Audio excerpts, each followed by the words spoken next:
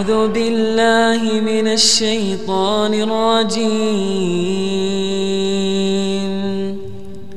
بسم الله الرحمن الرحيم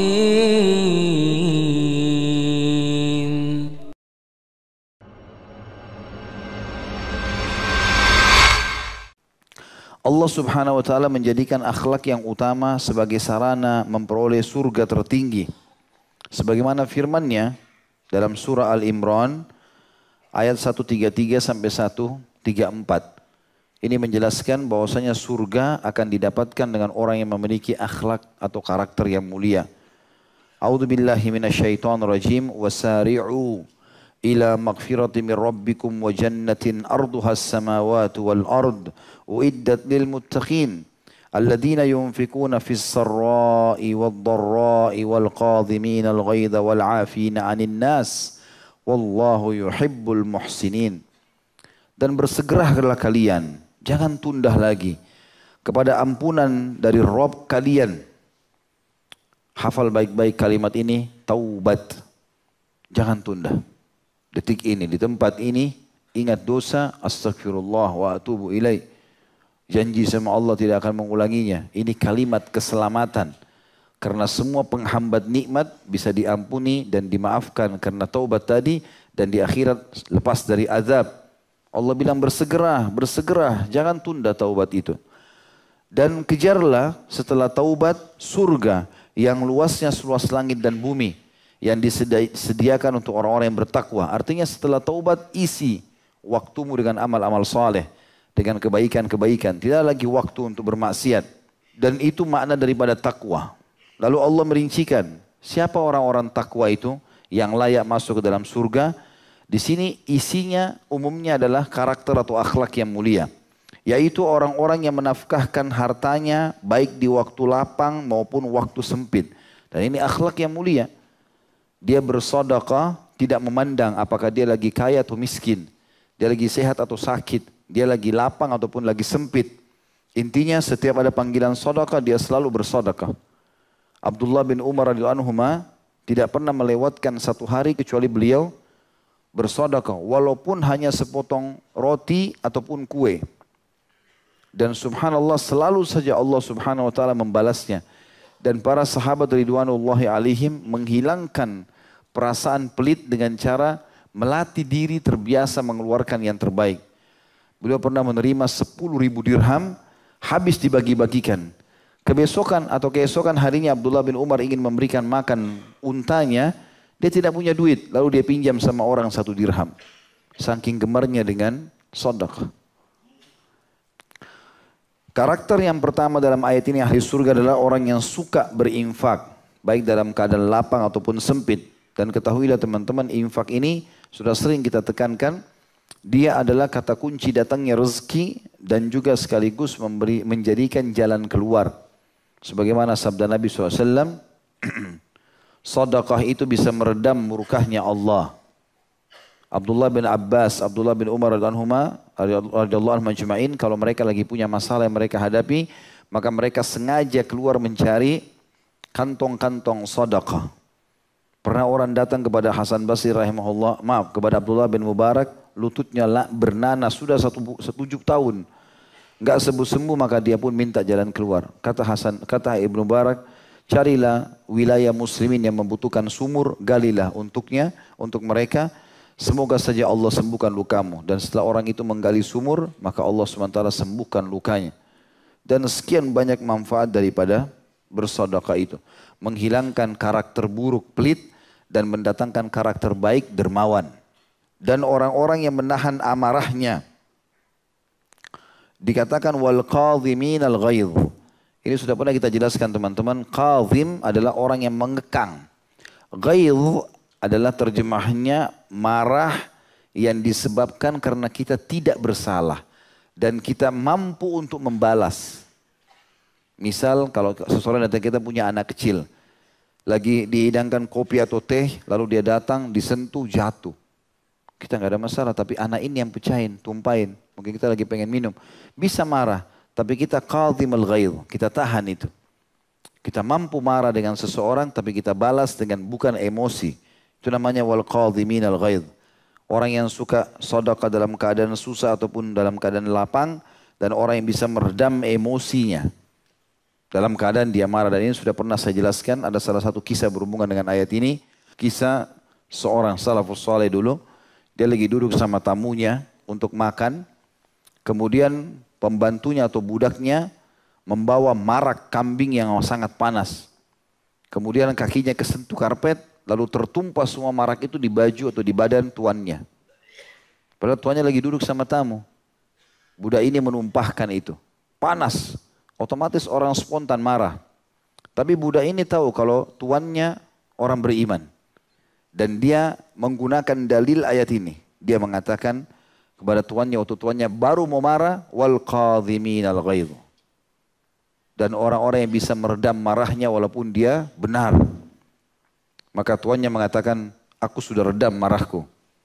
Dia bilang, belum selesai tuan. Dibaca lanjutan ayatnya, wal afina anin nas. Dan setelah orang-orang yang menahan amarahnya adalah suka memaafkan kesalahan orang lain. Ini berat, tapi kita disuruh memaafkan. Maka dia bilang, wal afina anin nas. Maka majikannya mengatakan, aku sudah memaafkanmu. Dia bilang, belum selesai tuan. Lanjutan ayatnya, wallahu yuhibbul muhsinin. Dan Allah menyukai orang-orang yang berbuat kebajikan. Maka kata majikannya, sebagai bentuk ketaatan kepada Allah, aku sudah bebaskan kau dari keterbudakan. Dan ini sebuah akhlak yang mulia teman-teman sekalian. Bagaimana kita melalui dunia ini sebentar, dengan tidak usah terlalu terbawa dengan arus. Kalau ada yang berbuat jahat sama antum, langsung yakini Allah sedang ingin meninggikan derajat antum melalui dia. Gak usah khawatir.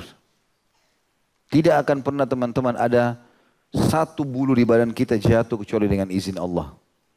Walaupun orang ingin berbuat sejahat apapun, sehebat apapun siasat dia, apa kurangnya kehebatannya Fir'aun? Tapi kenapa dia nggak bisa membunuh Musa alaihissalam? Nabi Musa alaihissalam gampang ditemukan, di pinggir jalan selalu ada. Tinggal ditangkap, dibunuh oleh Fir'aun. Tapi kuasa Allah, Allah mengalihkan Fir'aun tidak bisa habisan ide untuk membunuh Musa alaihissalam. Terakhir pun Allah membinasakan dia. Kalau antum di jalan rel yang benar tidak usah khawatir. Orang mau lakukan apapun, yakinlah.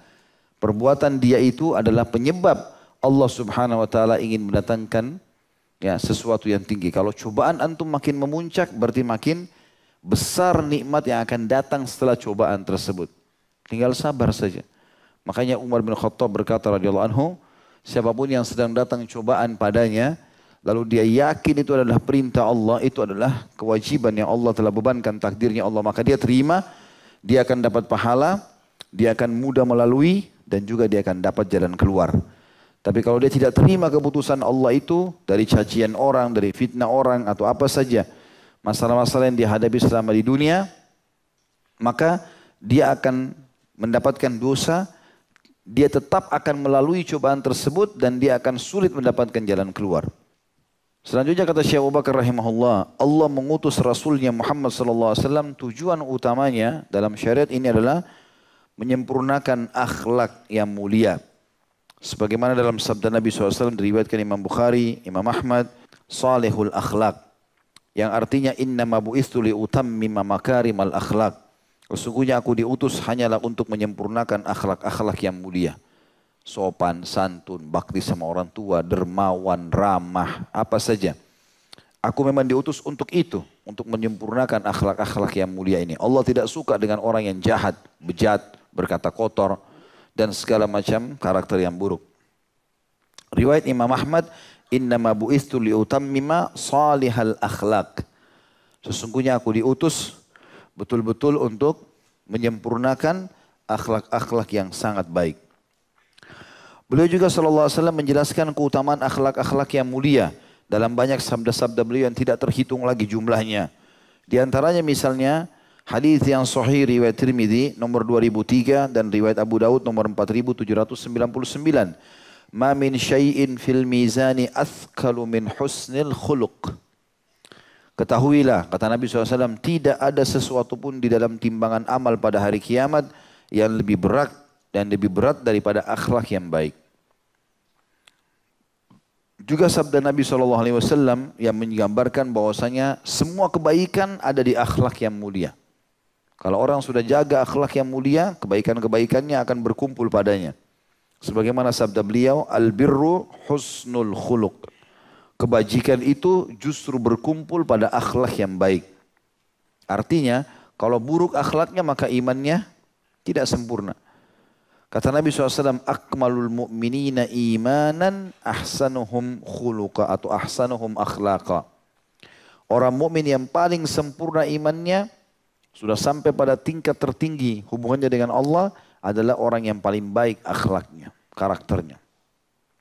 Hadis ini riwayat Bukhari Muslim dan lafaz Imam Bukhari, Imam Muslim di nomor 2553. Juga Nabi SAW memastikan siapapun umatnya yang baik, karakternya, akhlaknya, santun, bakti sama orang tua, dermawan, apalah ringan tangan dan seterusnya, ini akan bersama Nabi SAW di hari kiamat. Kata ulama, bersebelahan dengan istananya Nabi SAW sehingga dekat sekali dengan beliau. Kata Nabi SAW dalam hadis, inna min ahabbikum ilayya wa akrabikum minni majlisan yaumal qiyamah ahasinakum akhlaqa.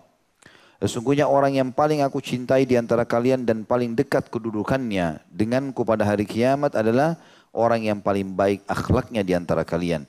Hadis ini diriwayatkan Imam Tirmidzi nomor 2018. Tentu Nabi SAW teman-teman kalau berbicara pada saat waktu-waktu tertentu beliau mengangkat suaranya seperti di kancah peperangan, seperti di khutbah Jumat. Di waktu-waktu di mana dibutuhkan suara ditinggikan, Nabi SAW tinggikan.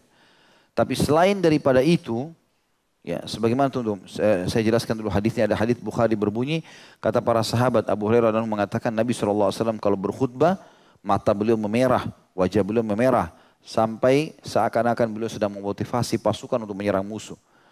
Tapi dalam riwayat lain, selain daripada menyampaikan kebaikan-kebaikan dengan suara yang semangat misalnya, kata para sahabat di sisi yang lain, Nabi SAW kami temukan lebih malu daripada anak gadis di dalam pinggitannya. Artinya Nabi SAW tidak minta-minta, ya, tidak pelit, tidak kasar. Jadi ada saatnya beliau mengangkat suara tapi itu bukan berarti keburukan. Tapi ada saatnya juga beliau tidak berbicara. Bahkan suaranya sangat lembut. Gitu. Sampai para sahabat itu malu melihat ke wajah Nabi SAW pada saat berbicara karena lembutnya bahasa yang beliau gunakan alaihissalatu. Banyak orang salah faham, mereka anggap dengan menggebu-gebuhnya Nabi SAW bicara, memberikan motivasi kepada para sahabat di khutbah Jumat atau di kesempatan-kesempatan menasihati mereka untuk jihad, berarti boleh mencaci maki di mimbar, boleh mencaci maki di majelis. Ini semua tidak benar. Ini mencoreng akhlak dia sendiri. Itu tidak boleh tentunya. Beliau juga SAW ditanya tentang amal apa yang paling utama, yang paling banyak mendatangkan pahala, paling mudah dicintai oleh Allah. Beliau mengatakan husnul khuluq, akhlak yang baik. Hadis ini riwayat Ahmad nomor 17.358. Juga ditanya tentang apa yang paling banyak memasukkan orang ke dalam surga. Yang paling mudah, paling banyak mengantar orang ke dalam surga. Maka beliau mengatakan taqwallah wa husnul khuluq. Takwa kepada Allah, patuh kepadanya, perintah dikerjakan, larangan dijauhi, dan akhlak yang baik. Hadis ini hadis hasan diriwayatkan Tirmidzi nomor 2004. Juga Nabi SAW bersabda tentang kedudukan orang yang memiliki akhlak yang mulia. Selalu santun, selalu baik, selalu senyum, selalu memberi, selalu memaafkan. Kata Nabi SAW, innal abda la yablughu bi husni khuluqihi azima darajatil akhirah wa syarafal manazil wa innahu la dha'iful ibadah. Hadis ini diriwayatkan oleh At-Tabarani di jilid 1 halaman 260 dengan sanad jayyid atau bisa diterima. Kata Nabi SAW, sesungguhnya seorang hamba pasti akan mencapai derajat yang sangat agung di akhirat. Tinggi sekali. Kedudukan mulia dengan akhlaknya yang baik. Meskipun hamba itu lemah dalam beribadah. Artinya ada ibadah-ibadah mungkin yang tidak maksimal, tapi karena santun akhlaknya baik, maka Allah Subhanahu wa taala memberikan derajat yang tinggi. A'udzu billahi minasy syaithanir rajim. بسم الله الرحمن الرحيم